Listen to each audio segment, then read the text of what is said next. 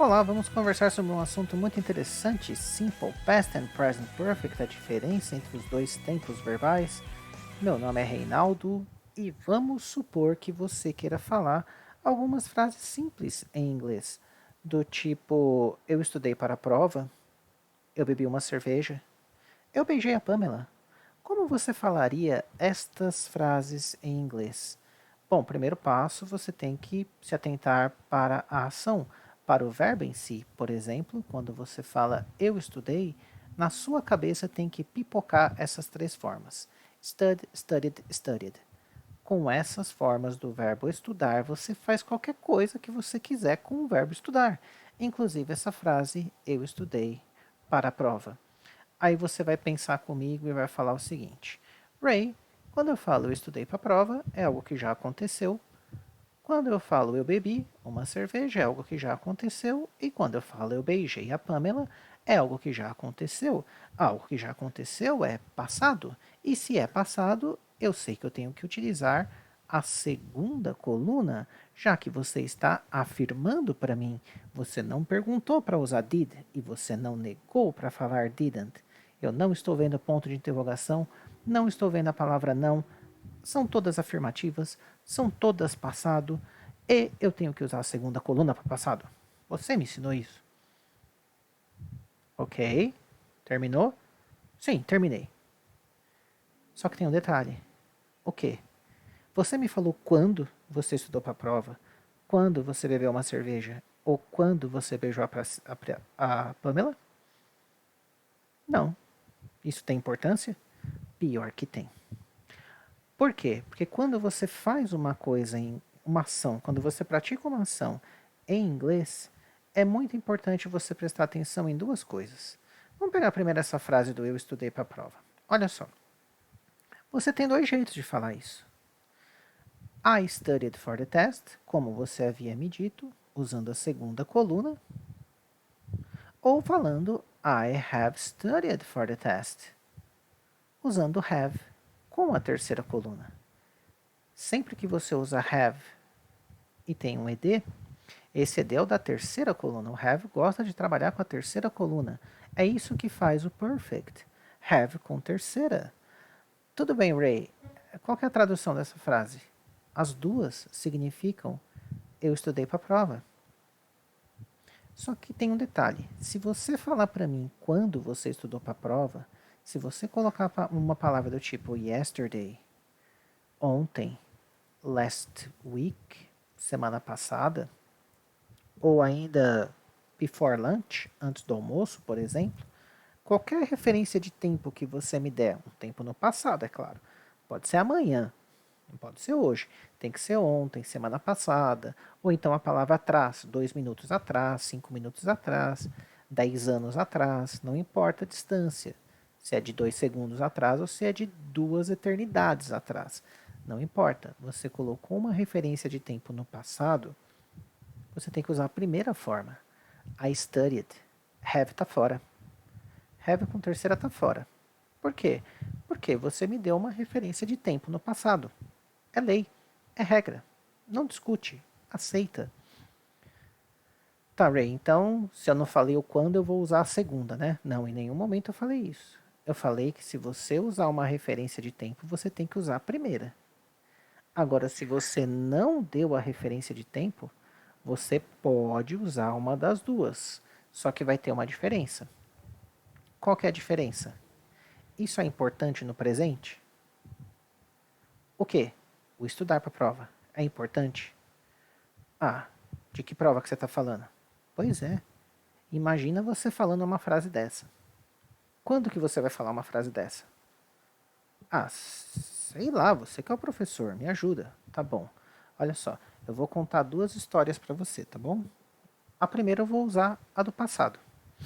E a segunda eu vou puxar para o presente, para o present perfect. A primeira, que é a do passado. Eu conto a seguinte história para você. Olha, quando eu estava no terceiro ano do ensino médio, eu quase reprovei por causa de uma prova de química. Por causa de química. Teve uma prova, eu fui muito mal na prova, e eu estudei para a prova. Eu estudei para a prova. Isso tem importância no presente? Não. Isso aconteceu lá no meu terceiro ano. Aliás, eu falei quando aconteceu. Foi lá no terceiro ano. Você sabe que prova que é e você sabe que essa prova foi lá atrás. Agora, olha a seguinte historinha que eu vou contar para você. E olha que eu vou criar uma historinha para fazer você entender. Olha só. Vamos supor que eu estou numa sala de aula.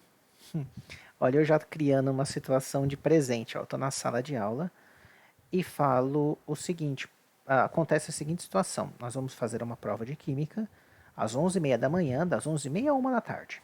Tudo bem. E o professor chega 11h20, faltando 10 minutos para começar a prova, e ele fala: gente, aconteceu um problema enorme.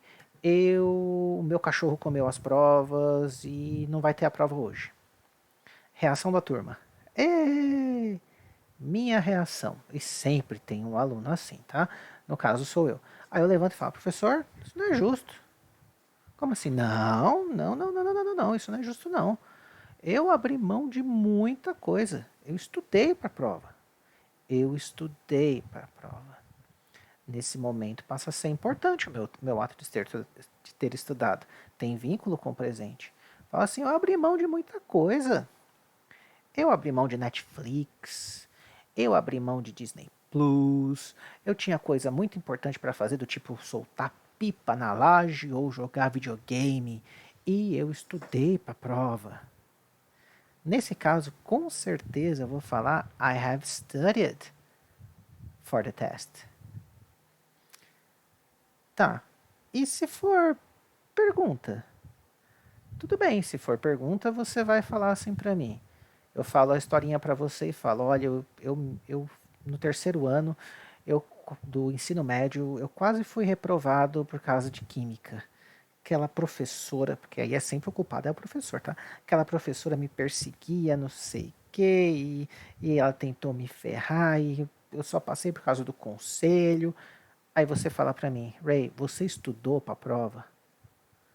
A sua pergunta vai ser assim, ó. Did you study? Olha o passado com did. Did you study for the test? Você estudou pra prova? Aí eu falo, estudar eu não estudei. I didn't study. Olha que a gente está no mundo do passado. Agora vamos supor que o professor chegue na sala de aula e o cachorro dele não comeu a prova, tá? Não comeu as provas, e ele chega para a turma antes de entregar a prova, ele abre um sorriso e fala: E aí, pessoal, estudaram para a prova? Nesse momento, estudar tem importância. Claro que tem importância. Eu acredito que estudar é importante para uma prova, né? Então tem relevância. O professor vai perguntar assim, ó: Have you studied for the test? Porque naquele momento tem importância a questão do estudar. Have you studied for the test? Tudo bem? É assim que ele vai perguntar. Ray, tá, prossiga. Eu vou falar do eu bebi uma cerveja. Quando eu falo eu bebi uma cerveja, a ação é do beber, naturalmente. É o verbo beber que está sendo trabalhado aqui. E como todo verbo, vocês já sabem que ele tem 3 colunas. Ele pode ser drink, drank e drunk.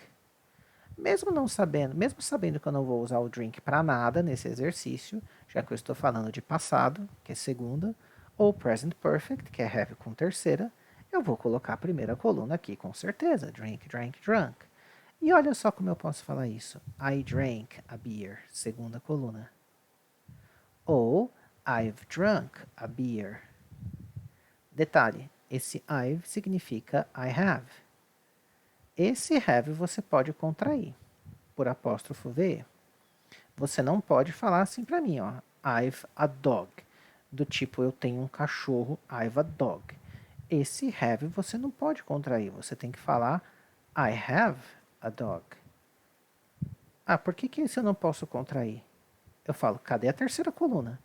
Para você contrair o have, você tem que ter na sequência um verbo na terceira coluna. Olha o drunk aqui, ó. I've drunk. Aqui o have é verbo principal, ele indica posse. Eu tenho o cachorro, ele é meu. Aqui eu não estou falando que eu tenho bebido, que o bebido é uma coisa minha, que eu tenho, posso jogar, tacar fogo e ver queimar. Não, não é a mesma ideia, tá? Aqui o have é verbo auxiliar.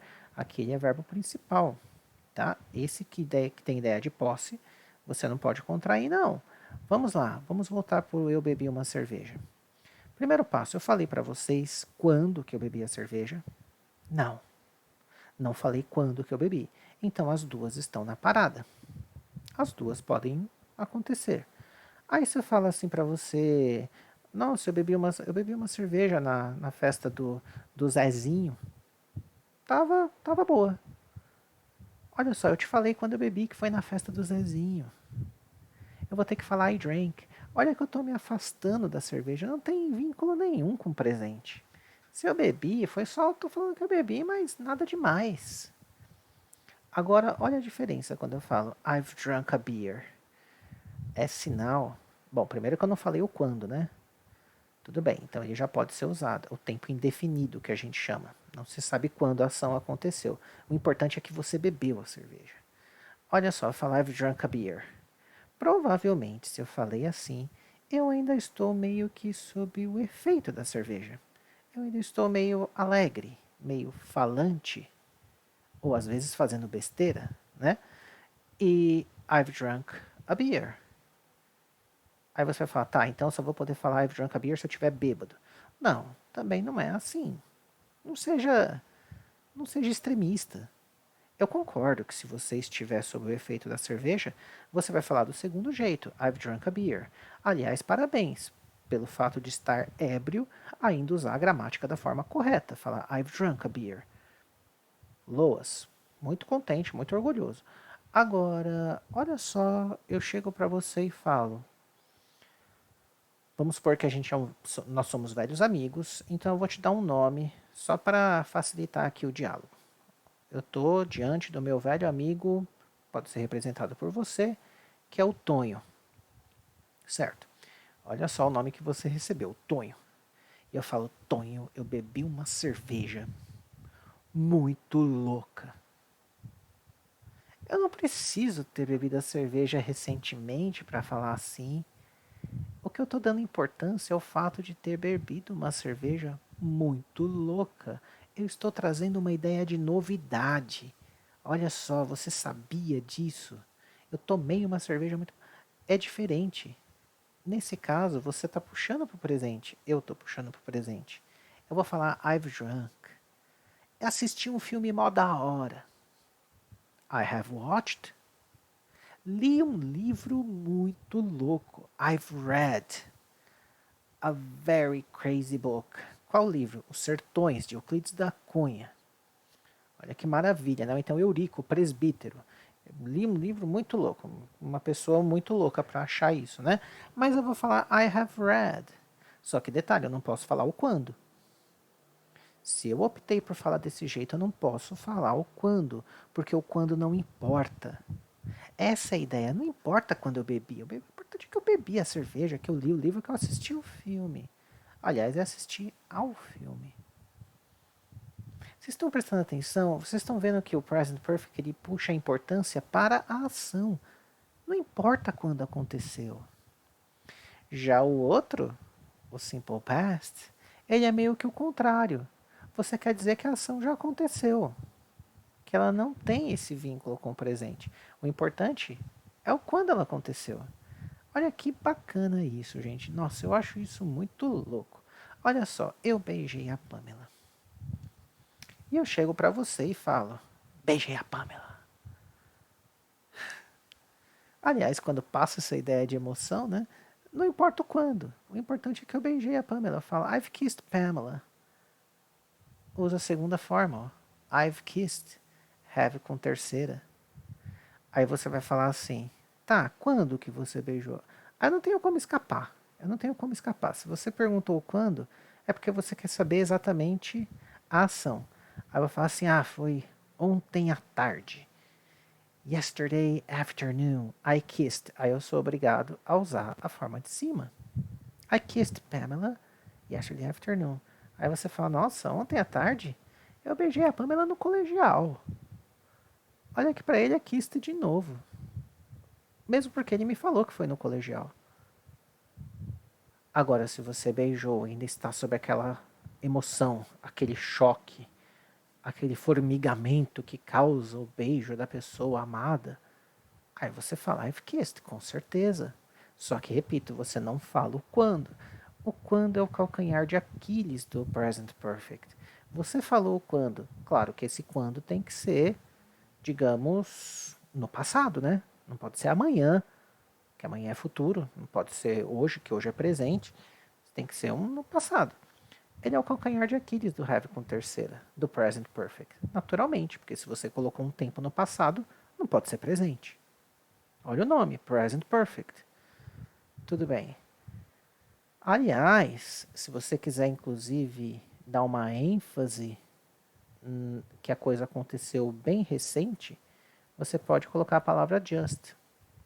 Aí você fala assim, ó, I've just kissed Pamela. Você coloca o just no meio do have com o kissed. Aí é meio que assim, ó, eu acabei de beijar a Pamela. Esse just vai dar essa ideia de acabei.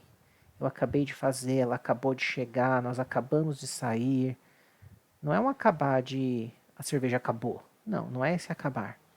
É um acabar de algo que aconteceu recentemente. Certo? E o just entra no meio do have com a terceira coluna. Vamos ver mais uma frase. Olha só, eu tenho aqui, ó. Eu não tomei café da manhã. Esta manhã. Olha que eco feio, né? Eu não tomei café da manhã esta manhã. E eu resolvi utilizar o verbo eat, ate, eaten. O verbo comer. Tudo bem, eat, ate, eaten. E aí você vai falar, é uma negativa. Se é uma negativa, no passado é didn't. Sim. E no present perfect? Aí não é have, aí é haven't. Você está negando, então você nega. Haven't ou hasn't, se for he, she ou it. I didn't eat breakfast this morning. I haven't eaten breakfast this morning. Aí você vai me falar, Ray, como você usou o tempo específico, esta manhã, então você vai ter que usar a primeira forma. Aí eu falo, não necessariamente. Como assim? Eu falo, quem disse que amanhã já acabou? Aí você fala, ixi, tem isso, é? Eu falo, tem sim. Porque quando eu falo, eu não tomei café da manhã, esta manhã, eu ainda posso tomar café da manhã, dependendo da hora. Se eu ainda posso tomar um café da manhã, se ainda é algo que ainda pode acontecer, é presente. Eu vou falar, I haven't eaten breakfast this morning. Agora, se por exemplo é 9 da noite, se eu falo isso às 9 da noite, não é muito, digamos, comum uma pessoa tomar café da manhã às 9 da noite. Aí sempre tem um para falar, não, eu tomo café depois das 8 da noite. Olha, parabéns por ser diferente do resto da humanidade. Se era esse o seu objetivo, você está no caminho certo. Mas eu tenho uma má notícia para você. A gramática não segue exceção. A gramática vai seguir o resto da humanidade. Então, sinto muito. Para a gramática, você só vai poder falar I haven't eaten breakfast this morning se você ainda estiver no período da manhã. Tipo, 8 da manhã, aí você fala, não tomei café da manhã. Fica implícita a palavra ainda, que é o yet. Só que é perfeitamente possível uma frase dessa acontecer no dia a dia. Agora eu chego para você, por exemplo, agora é 11h20 da noite, a hora que eu estou gravando aqui. E eu falo para você, eu não tomei café da manhã essa manhã. Eu vou falar o primeiro jeito. I didn't eat breakfast this morning. Esse café da manhã já era. Eu posso me referir ao café da manhã de amanhã, mas é todo mundo do futuro. O futuro é o eu. Não é verdade? Então eu estou aqui me baseando nesses dois tempos verbais. Ray, você pode dar mais alguns exemplos só para eu entender legal? Posso, claro que eu posso dar mais exemplos. Olha só, vamos pegar, por exemplo, o verbo perder. O verbo perder, olha, eu já vou direto nas 3 colunas, é o que eu preciso saber. Se eu me deparar com um verbo em inglês que eu não sei as 3 colunas, eu fico vendido. Eu fico sem saber o que fazer. Eu fico, tudo bem. Aí eu decorei a lista de verbos e meu problema foi resolvido. Dá lá no Google, lista de verbos irregulares em inglês. Vai sair uma lista e decora aquela lista. Se você decorar essa lista e saber usar, ninguém te segura. Olha só, o verbo perder, ele é lose, ele é lost, ele é lost. Tá, eu tô no mundo do passado, então é lost. Eu tô no mundo do present perfect, então é have lost. O have trabalha com a terceira coluna. A segunda coluna não trabalha com have, ela já vai a pessoa. Você pega a pessoa, I, you, he, she, it, we, you ou they, e taca lost. I lost, you lost, he lost, she lost. Vamos pegar a seguinte frase. Eu vou pegar a Samantha. Não, Samantha é muito grande. Eu vou pegar a Sally. Sally lost her keys. Olha só. A Sally perdeu as chaves dela. Keys é chaves. Só que essa mesma frase eu posso falar Sally has lost. Olha que para he, she ou it eu uso has. Eu não uso have. Has lost her keys. Ah, Ray, mas eu nunca sei esse papo de he, she ou it usar has. Eu não tô vendo a palavra he, she ou it aí. É que a Sally tá no lugar da palavra she. Ou melhor, o she ficaria no lugar da palavra Sally. Ou você põe Sally, ou você põe she. Você não pode pôr as duas, Sally she. A não ser que seja o nome dela, né? Como é que você se chama? Eu me chamo Sally she. Aí tudo bem. Mas, ou você põe a Sally, ou você põe a palavra she, que é ela. Igual em português. Ou você põe Sally, ou você põe ela. Você não pode pôr ela Sally, ou Sally ela. Não dá certo. Ou é um, ou é outro. Muito bem. Então, quando que eu vou falar a Sally lost her keys ou a Sally has lost her keys? Depende. Se a Sally ainda, olha o ainda. Se a Sally ainda não encontrou a chave, é de um jeito. Se a Sally já encontrou a chave, é de outro jeito. Por quê? Porque se você fala que ela perdeu, mas ela já achou, aí virou passado perder. Você vai falar she lost. Se você fala she lost é porque ela já achou. Ou ela já achou, ou ela deu um jeito de trocar a fechadura, fazer uma chave nova, ela se virou e virou passado. Bola para frente, vida que segue. Agora, se você fala Sally has lost her keys, ela tem um problema nas mãos. Porque isso é importante nesse momento. Imagina a situação, ela quer entrar no lugar, ou ela quer sair do lugar, e ela perdeu a chave. Naquele momento, é o que importa, é que a chave ainda está perdida. Tá? Então, olha como as duas frases podem ser faladas do mesmo jeito. Ela perdeu, a Sally perdeu a chave dela. Ray, deixa eu pegar mais uma. Tudo bem. Eu vou falar I loved Sally. E I have loved Sally.